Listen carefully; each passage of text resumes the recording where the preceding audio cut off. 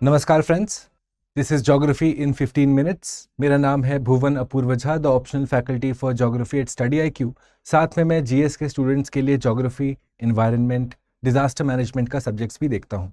आज के लेक्चर का एजेंडा है the global distribution of volcanoes.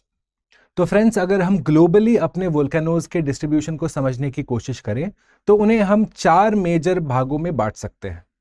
अगर आप ये पीछे हमारे जो मैप मैं आपके सामने यहाँ प्रस्तुत कर रहा हूँ उसको अगर ध्यान से देखेंगे तो यू विल फाइंड कि एक ऐसा बेल्ट है जो पैसिफिक ओशन के इर्द गिर्द पूरा फैला हुआ है, जिसे हम कहते हैं दी सर्कम पैसिफिक बेल्ट। यहाँ पे एक तरह का वोल्केनिज्म चल रहा है। क्यों चल रहा है, क्या प्रोसेस है, वो आज क्लास में जानेंगे। दूसरा जो हमारा एरिया जहाँ पे हमें वोल्केनिज्म या वोल्केनिक एक्टिविटी देखने को मिलता है वो है एल्पाइड बेल्ट, यानी कि मेडिटेरेनियन सी से लेके जो पूरा इर्द गिर्द का एरिया है मेडिटेरेनियन सी के पास में, उसे हम कहते हैं द एल्पाइड बेल्ट।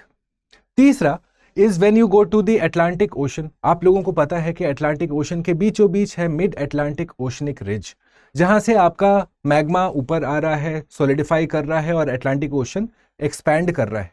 तो वो बना हमारा तीसरा एरिया जहां पे हमें वोल्केनिक एक्टिविटी देखने को मिलती है। और चौथा एरिया जो है वो बेसिकली एरिया नहीं है फ्रेंड्स, पर कुछ आइसोलेटेड प्लेसेस पे हमें मैंटल प्लूम और हॉटस्पॉट का कॉन्सेप्ट हमने समझा है। फॉर एग्जाम्पल, इंडियन ओशन में हम देखते हैं कि रियूनियन हॉटस्पॉट है। सिमिलरली अगर आप येलोस्टोन की तरफ चले जाएंगे, यूनाइटेड स्टेट्स की तरफ, तो वहां पे भी एक मैंटल प्लूम की होने की संभावना है, कंफर्मेशन है। तो ये 4 बेसिक एरियाज हैं, 4 बेसिक प्लेसेस हैं हमारे अर्थ के सरफेस पे जहां पे हमें वोल्केनिज्म देखने को मिलता है। अब इन्हें हम एक एक करके समझने की कोशिश करते हैं। सबसे पहले फ्रेंड्स ध्यान डालते हैं सर्कम पैसिफिक बेल्ट पे, जिसे हम रिंग ऑफ फायर कहते हैं, जो कि अगर आप इस मैप में देखेंगे सो this is this entire area जो हमारे पैसिफिक ओशन के इर्द गिर्द है। सर्कम मतलब विच इज सराउंडिंग। ओके, तो इन the case of the circum Pacific belt या ring of fire, let's look at the facts of the case. It surrounds the Pacific ocean, correct. It covers the western part of north America, south America, plus east coast of Asia, plus east coast of New Zealand and Pacific islands. अगर ध्यान से देखें, this is what it is saying, west coast of north America, south America, east coast of Australia, New Zealand and Asia, right. तो यहां पे अब किस process के चलते हमारा वोल्केनिक एक्टिविटी हो रहा है, यू विल सी कि यहां पे सबडक्शन हो रहा है फ्रेंड्स। पिछले क्लासेस में आपको हमने बताया हुआ है, in case you have forgotten, कि आपका जो सबडक्शन का प्रोसेस है where 2 plates are moving towards each other, और उसमें हम देखते हैं कि जो मेरा डेंसर प्लेट होगा, जिसकी डेंसिटी हाई होगी, वो डाइव करता है, यानी कि सबडक्ट करता है। तो हम देखते हैं हमारा ओशनिक प्लेट्स जो है, क्योंकि वो ज्यादा डेंस होते हैं तो वो डाइव करते हैं, और उसी डाइव करने की क्रिया में यू सी कि वहां पे पार्शियल मेल्टिंग होता है।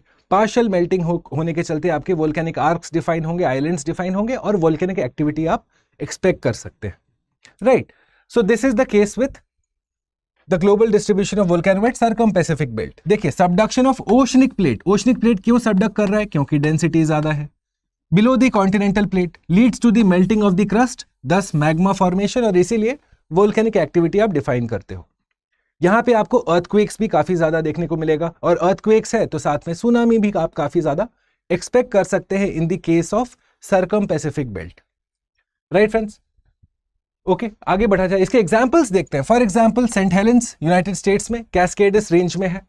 Mount Fuji part of Japanese volcanic arc है। क्राकाटोआ, हाँ, जिसका इरप्शन 1873 में आप देखते हैं कि ग्लोबल कूलिंग कर देता है। आने वाले क्लासेस में हम क्लाइमेट फोर्सिंग ऑफ वोल्केनो के बारे में भी समझेंगे। Similarly Pinatubo margin of Pacific पे है, फिलीपींस प्लेट के पास में।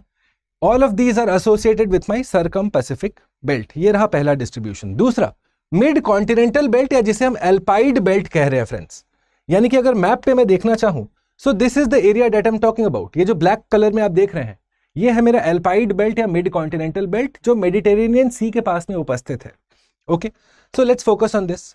It stretches from the Mediterranean Sea through the Middle East up till South East Asia. यहां पे क्या एसोसिएट करते हैं, कॉन्टिनेंटल कोलिजन हो रहा है, कन्वर्जेंस हो रहा है। 3 प्लेट्स का कन्वर्जेंस है फ्रेंड्स। कौन से हैं वो 3 प्लेट्स, प्रीलिम्स के पर्सपेक्टिव से ध्यान रखेंगे। नूबियन यानी कि अफ्रीकन प्लेट, अरेबियन और इंडियन प्लेट। एंड दस यू फाइंड कि यहां पे वोल्केनिक एक्टिविटी होता है। अब आपने अपने हिस्ट्री में पढ़ा होगा वेसुवियस के बारे में, एटना के बारे में। All of them are associated with my mid continental plate. चलिए जल्दी से इसके एग्जांपल्स देखा जाए friends. Mount Etna, correct, Vesuvius, Damavand फेंस ईरान में स्थित है, एल्बर्ट्स माउंटेन रेंज का ये पार्ट है, ठीक है, दामावंद, ये भी एग्जाम्पल के तौर पे आप याद रखेंगे for the prelims perspective. Similarly Santorini, friends आप सब ने देखा होगा वो ग्रीस का वो आइलैंड जहां पे लोग शादी ब्याह करने जाते हैं, करेक्ट, क्या आपको पता था कि वो भी एक वोल्केनिक आइलैंड है फ्रेंड्स? तो Santorini in Greece, it is a part of the volcanic island arc in the Aegean sea. ये सारी चीजें याद रखेंगे क्योंकि प्रीलिम्स पर्सपेक्टिव में आपको थोड़ा सा हेल्प तो करेगा। Try to correlate it with the mapping, map या एटलस को साइड में रख के उसके बाद इन एग्जाम्पल्स को देखें, एक तरीके से लिंक करिए हर एक वोल्केनो को उसके एरिया के साथ, करेक्ट। आगे बढ़ते हैं, अब देखते हैं मिड ओशनिक रिज, जिसे हम कहते हैं कि हमारे अटलांटिक ओशन के बीचों बीच है, राइट। ये जो आप देख रहे हो, ये लाल जो है अटलांटिक ओशन के बीचों बीच, ये है हमारे मिड ओशनिक रिज। तो यहां पे हम देखते हैं कि सबमरीन वोल्केनोस है। सबमरीन का अर्थ क्या होता है फ्रेंड्स? Under water, correct. तो ये हमारे अंडर वाटर वोल्केनोस हैं, located along the divergent plate boundary. Friends आपको इतना तो पता होगा कि मेरा मिड अटलांटिक ओशनिक रिज जो एक एस शेप्ड फिगर बनाता है अटलांटिक ओशन के बीचों बीच, यहां पे एक डाइवर्जेंट बाउंड्री क्रिएट हो रहा है, अर्थात एक प्लेट इधर को गया हुआ है, एक प्लेट इधर को गया हुआ है। अच्छा ध्यान रखिएगा कि अगर आपसे सवाल पूछे कि क्या मिड अटलांटिक ओशनिक रिज में सिर्फ डाइवर्जेंट प्लेट है, तो वो आंसर है गलत। इनफैक्ट आप देखेंगे कि यहां पे ट्रांसफॉर्म बाउंड्री भी क्रिएट होता है, स्लाइडिंग मोशन वाला, ठीक है। हमने ये पहले वाले क्लासेस में कर लिया है, कन्वर्जेंट बाउंड्री, डाइवर्जेंट बाउंड्री और ट्रांसफॉर्म बाउंड्री।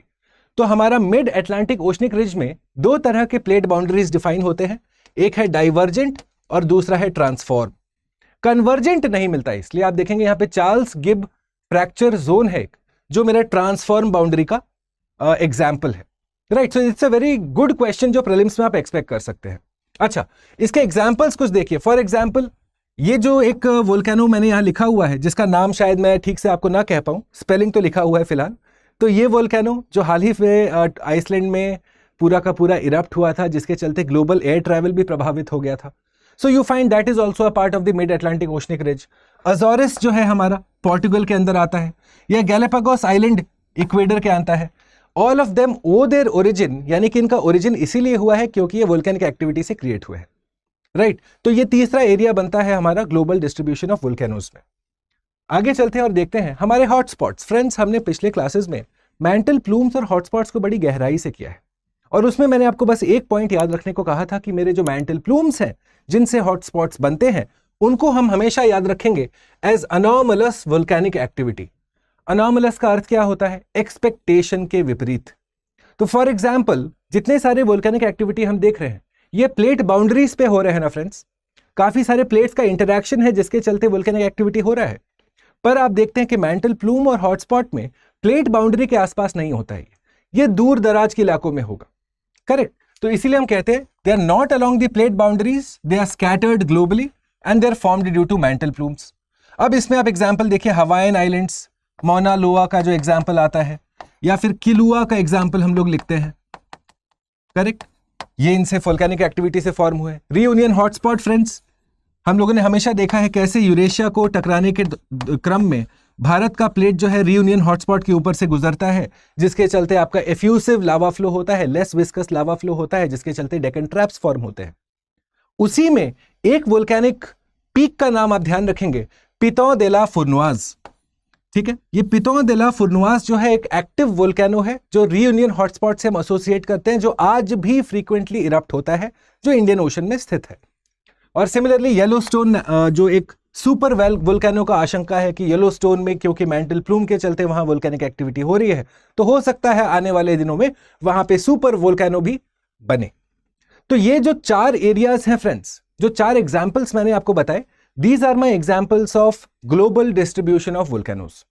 ओके, मेंस के पर्सपेक्टिव से और प्रीलिम्स के पर्सपेक्टिव से भी आप इस टॉपिक को कवर कर सकते हैं।